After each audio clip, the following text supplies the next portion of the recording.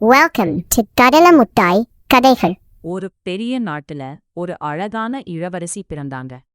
அந்த பாப்பா பேர் அரோரா. அந்த பாப்பா பிறந்த உடனே அந்த நாடே ரொம்ப சந்தோஷமா இருந்துச்சு.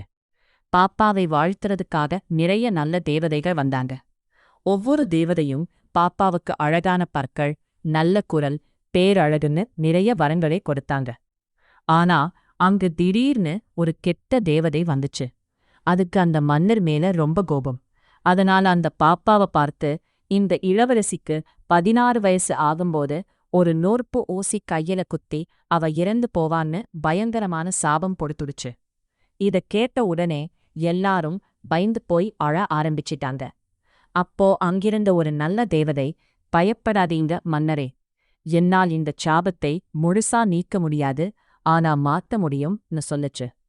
இளவரசி ஊசி குத்தி இறக்க மாட்டா, ஆனா 100 வருஷம் ஆழ்ந்த தூக்கத்துல இருப்பா. ஒரு உண்மையான அன்புள்ள இளவரசனோட முத்தத்தால மட்டும்தான் அவ முழிப்பான்னு சொல்லுச்சு. மன்னர் பயந்து போய் நாட்டுல இருந்த எல்லா முள்ளுச்செடிகளையும் தேடி பிடிச்சு எரிச்சிட்டாரு. இளவரசி ரொம்ப பத்திரமா வளர்ந்தாங்க.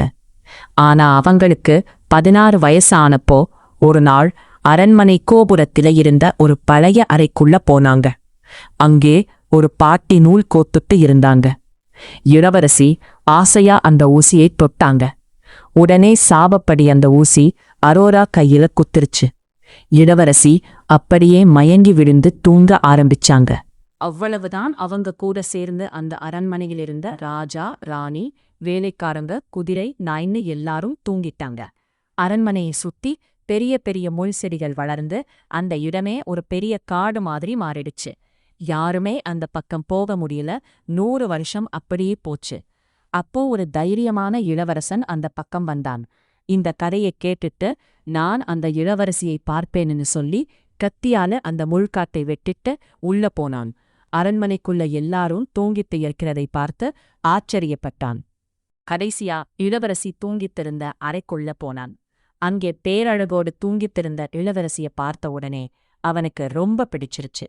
அவன் மெதுவா குனிஞ்சு இளவரசியோட நெற்றியில முத்தமிட்டான். அடுத்த கணமே இளவரசி மெதுவா கண்ணை திறந்து முழிச்சாங்க. இளவரசனை பார்த்து சிரிச்சாங்க. அவங்க முழிச்ச உடனே அரண்மனையிலிருந்த எல்லாரும் ஹைன்னு முழிச்சுக்கிட்டாங்க. மன்னர், ராணி எல்லாரும் ரொம்ப சந்தோஷப்பட்டார்குட்டாங்க.